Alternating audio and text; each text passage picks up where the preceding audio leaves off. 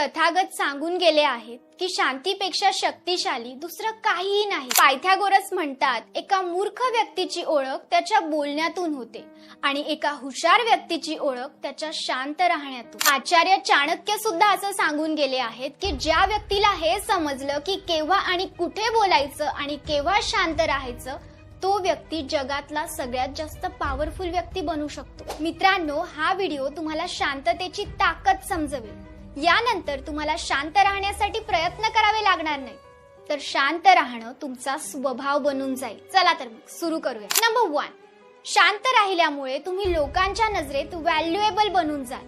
आता ते कसं सांगते बघा. आठवण करा, लास्ट टाइम तुम्ही कोणाशी आणि केव्हा भांडला होता. तुमच्या घरात, ऑफिसमध्ये बॉस सोबत किंवा बाहेर रोडावर कुणासोबत. केव्हा तुमची कुणाशी तरी खूप जास्त भांडण झाली होती. आणि आता विचार करा, ज्यावेळी आपण कुणाशी भांडण करतो तेव्हा आपण काय करतो. आपण समोरच्याला आपला पॉइंट प्रूव्ह करण्यामागे लागलेलो असतो की मी कसा बरोबर आहे आणि तू कसा चुकतोय, तुझं हे कसं बरोबर नाहीये आणि माझं हे कसं बरोबर आहे, हे आपण समोरच्याला सांगण्यामागे लागलेलो असतो. आणि समोरचा आपलं ऐकून घेत असतो का हो? अजिबात नाही. तो सुद्धा आपल्याला त्याचं काहीतरी सांगण्यामागे लागलेला असतो की मी कसा बरोबर आहे.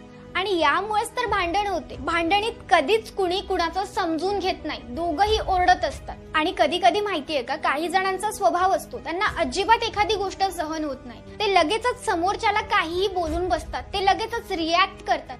माझाही स्वभाव मुळात आधी तसाच होता. मी सुद्धा असंच करायची. मला एखादी गोष्ट नाही पटली किंवा एखादी गोष्ट माझ्या मनासारखी नाही झाली, मी लगेचच रिॲक्ट व्हायची, समोरच्याला काहीही बोलून मोकळी व्हायची. पण यामुळे काय होतं माहितीये, सिच्युएशन काय आहे ही आपल्याला माहिती असते, त्या समोरच्या व्यक्तीला माहिती असते, पण आजूबाजूच्यांना माहिती नसते.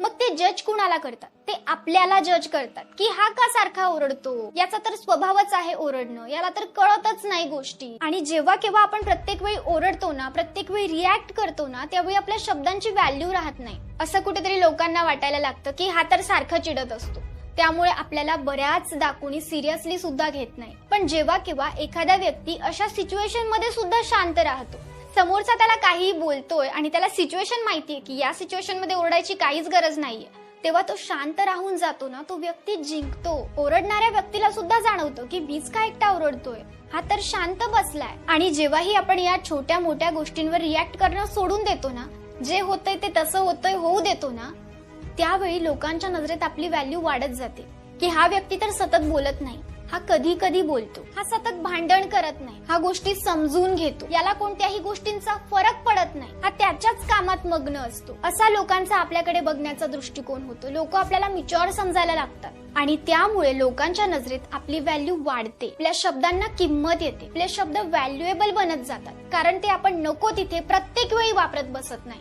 नंबर 2, शांत राहिल्यामुळे आपले रिलेशन्स खूप चांगले आणि घट्ट बनत जातात. मग ते पार्टनर सोबत असू द्या, आई वडिलांसोबत असू द्या, सिबलिंग्स बरोबर असू द्या किंवा बाहेर कुणाही बरोबर नवीन नातं जरी बनवायचं असेल तरी सुद्धा. बघा, ज्यावेळी आपण शांत राहतो ना, त्यावेळी आपण समोरच्याचं ऐकायला शिकतो.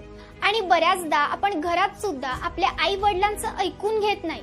ते आपल्याला काहीतरी सांगत असतात पण आपण त्यांच्याकडे लक्ष देत नाही. किंवा आपल्या पार्टनरला सुद्धा बऱ्याचदा आपल्याला काहीतरी सांगायचं असतं, त्याच्यासोबत काहीतरी झालेलं असतं आणि तो ज्यावेळी आपल्याला काहीतरी सांगत असतो ना, आपण त्याला सोल्युशन देतो की अरे असं झालंय ना, मग असं कर.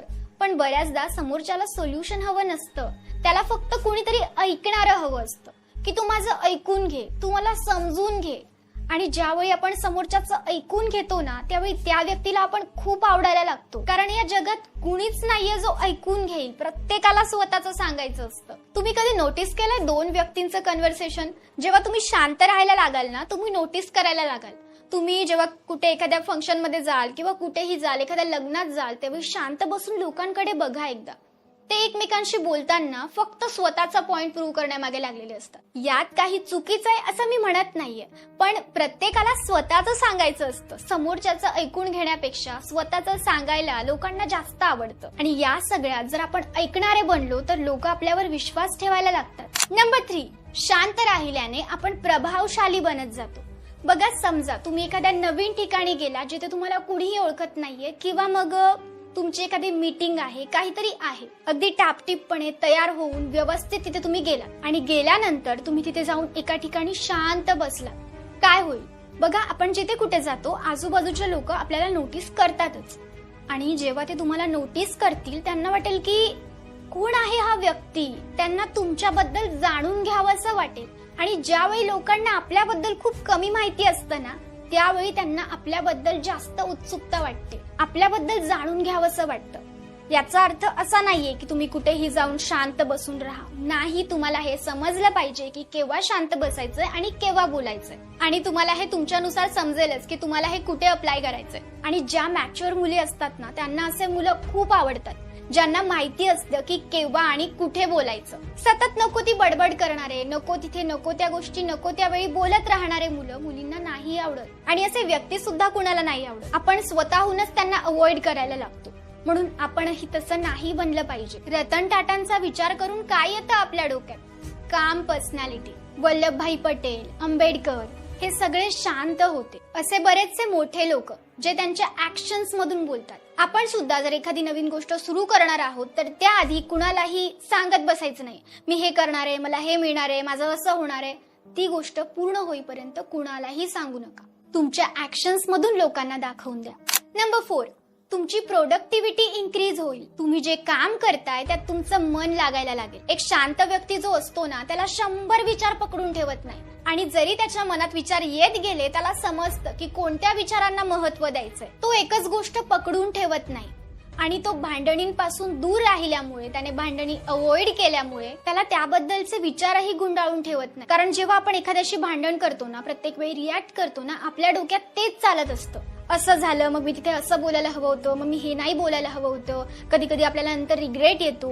तर या सगळ्या गोष्टींपासून आपण दूर राहतो आणि हळूहळू आपण स्वतःशी कनेक्टेड फील करतो. ज्यावेळी आपण शांत राहायला लागतो ना, आपल्याला समजतं की आपल्यासाठी काय महत्वाचं आहे आणि आपण लोकांचा विचार करून आपण किती स्वतःचं नुकसान करून घेतलंय या गोष्टी आपल्याला समजतात. आणि आपण आपल्या कामावर फोकस करायला लागतो, कारण आपल्याला आपल्यासाठी वेळ मिळतो. हे जरी आपल्याला ऐकायला थोडंफार पटत नसलं ना, तरी खरं आहे.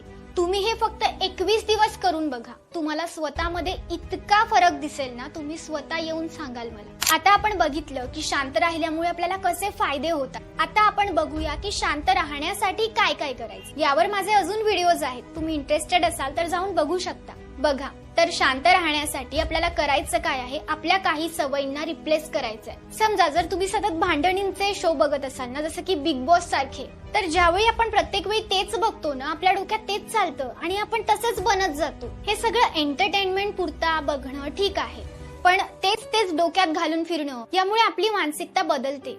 म्हणून प्रत्येक वेळी काही रिकाम्या गोष्टी बघण्यापेक्षा चांगल्या गोष्टी बघा, जे बघून तुम्हाला पॉझिटिव्ह फील होईल, जे बघून तुम्हाला काहीतरी क्रिएटिव्ह करावंसं वाटेल, जे बघून तुम्हाला प्रोडक्टिव्ह राहावंसं वाटेल, जे बघून तुमच्यामध्ये ग्रोथ होईल.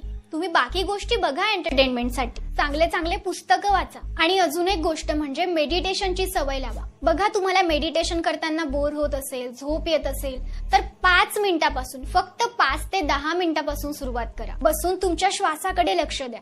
तेही तुमच्याने होत नसेल तर तुमच्या गॅलरीत किंवा टेरिसवर जाऊन तुमच्या आजूबाजूला बघा. आजूबाजूच्या गोष्टींकडे साक्षी भावाने बघण्याचा प्रयत्न करा. उडणारे पक्षी, झाडांची पानं, आकाश, ढग या सगळ्या गोष्टींकडे बघा. येणाऱ्या हवेला फील करा. प्रेझेंट मध्ये राहण्याचा प्रयत्न करा. आणि मग बघा तुमच्यात कसा बदल घडतोय ते. तुम्ही पूर्णपणे बदलून जाल. आणि लक्षात घ्या, आपल्याला देखावा करायचा नाहीये, आपल्याला खरोखर आतून शांत बनायचंय. त्यासाठी आपल्याला थोडेसे प्रयत्न करावेच लागतील. म्हणून फक्त 21 दिवस हे चॅलेंज घ्या. 21 दिवस शांत राहण्याचा प्रयत्न करा.